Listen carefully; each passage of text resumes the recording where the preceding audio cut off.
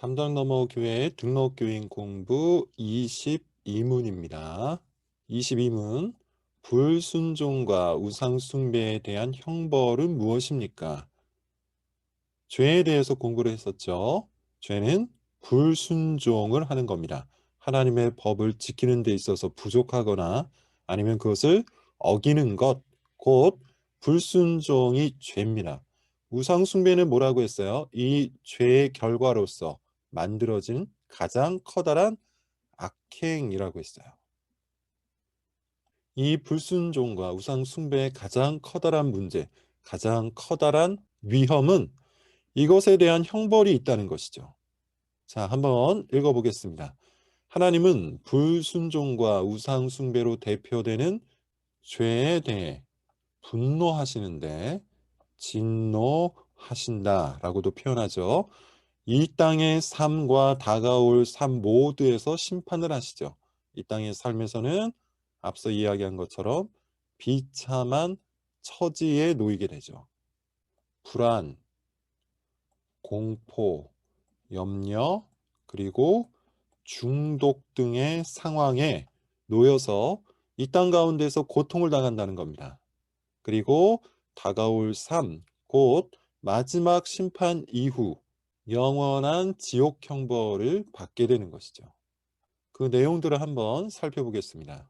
자, 우리는 이번 주일 동안 율법과 죄의 관계에 대해서 계속해서 살펴봤죠. 율법에 세 가지 용도가 있는데 그 중에 한 가지가 뭡니까? 죄를 드러내는 거예요. 즉, 율법을 알면 알수록 우리는 우리의 죄에 대해서도 더 많이 알게 되는 것이죠.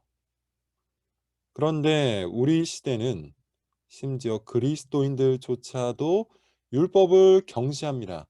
중요하게 생각하지 않습니다. 일부러 외면을 하죠. 그러다 보니 자연스럽게 죄에 대해서도 큰 경각심을 갖지 않게 되는 거예요. 죄에 대해서 생각을 하게 되면 율법에 비추어진 그 죄에 대해서 생각을 하게 되면 당장 뭐가 찾아옵니까? 불편한 느낌이 찾아오죠. 부담감이 찾아오고 거부감이 찾아오고 마음속에 찔림이 찾아와요. 다시 말해서 율법의 정죄를 받게 되는 겁니다. 그래서 의도적으로 율법을 무시하는 것이죠. 그 결과 죄를 죄로 자각하지를 못해요. 우상숭배인데 그것을 우상숭배라고 깨닫지를 못합니다. 자신의 삶과 자신의 마음을 율법에 비추어 바라보고 있지 않기 때문이에요.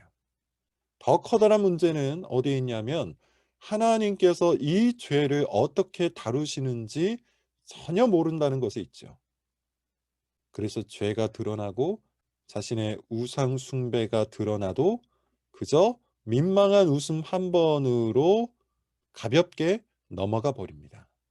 정말 안타까운 상황이죠.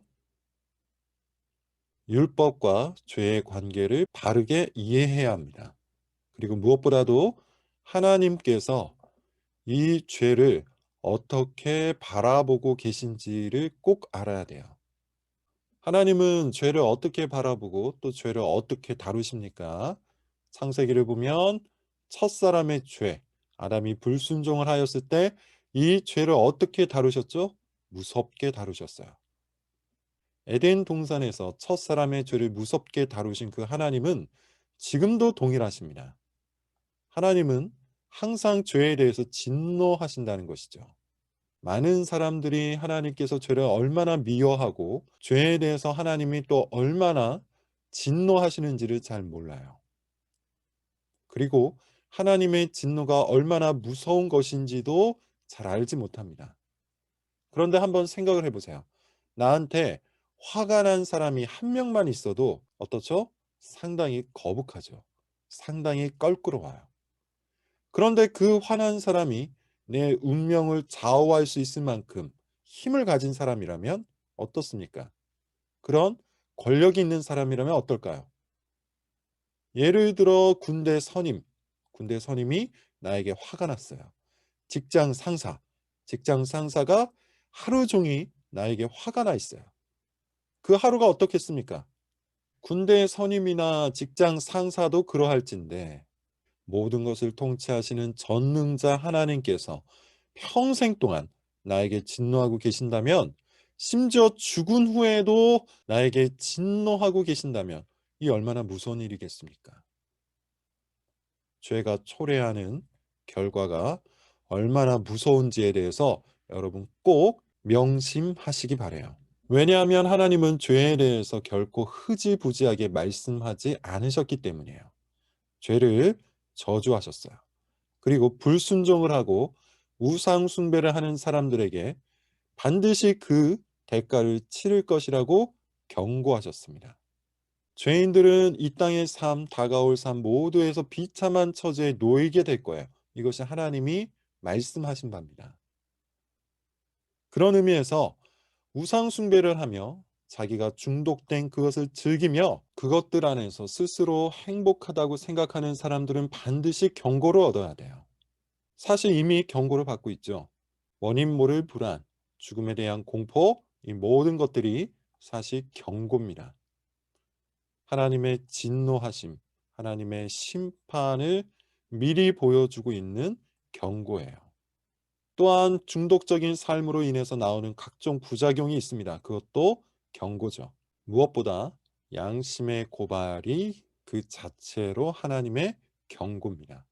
무엇을 향한 경고일까요? 다가올 삶에서 가장 큰 심판이 기다리고 있다는 경고입니다. 지옥의 형벌, 그것도 영원한 형벌이 죄인들과 우상 숭배자들을 기다리고 있어요. 오늘날 지옥과 심판의 교리를 부정하는 사람들이 종종 있습니다. 논리는 이것이죠. 사랑의 하나님이 결코 그럴 리가 없다는 것이죠. 그래서 어떤 사람들은 지옥과 심판의 교리를 부정하고 영혼 소멸설을 주장합니다. 영혼 소멸설이 뭡니까? 심판을 받아 지옥에 가는 것이 아니라 그저 영혼이 소멸될 뿐이다, 이렇게 주장을 하는 것이죠. 그러나 성경은 영혼의 불멸을 말하고 죄의 심판을 말해요. 불순종하고 우상을 숭배하는 모든 죄인들은 지옥에 떨어져서 영원토록 하나님의 진노를 받을 겁니다. 그러니 여러분 다시 한번 기억을 하십시오. 죄는 민망한 웃음 한 번으로 그렇게 가볍게 넘어갈 수 있는 문제가 아니에요. 성경은 끝없이 죄에 대해서 엄중하게 경고합니다. 하나님의 진노를 두려워할 것을 요청하죠. 그리고 죄를 미워하고 죄를 거절하라고 말해요. 따라서 우리는 율법을 어기는 일에 대해서 무거운 책임감을 느껴야 하고 순전한 마음으로 그것들을 지키지 않았음을 회개해야 하며 하나님보다 더 높은 위치로 끌고 갔던 모든 우상들을 부숴야 합니다. 다시 말해서 우리는 죄의 문제를 아주 심각하게 다루어야 한다는 겁니다. 하나님이 보시는 것처럼 죄를 보고 하나님이 미워하는 것처럼 죄를 미워하고 하나님이 다루시는 것처럼 죄를 다루는 사람이 복된 사람이에요. 죄로 인해서 여러분 마음속에 생기는 불편한 느낌, 이 불편한 느낌에 지지 마시고 꼭 죄를 죄로 여기는 복을 얻으시기를 바랍니다. 성령께서 죄에 대해서 우리 모두에게 깨닫게 해 주시기를 기도합니다. 수고하셨습니다.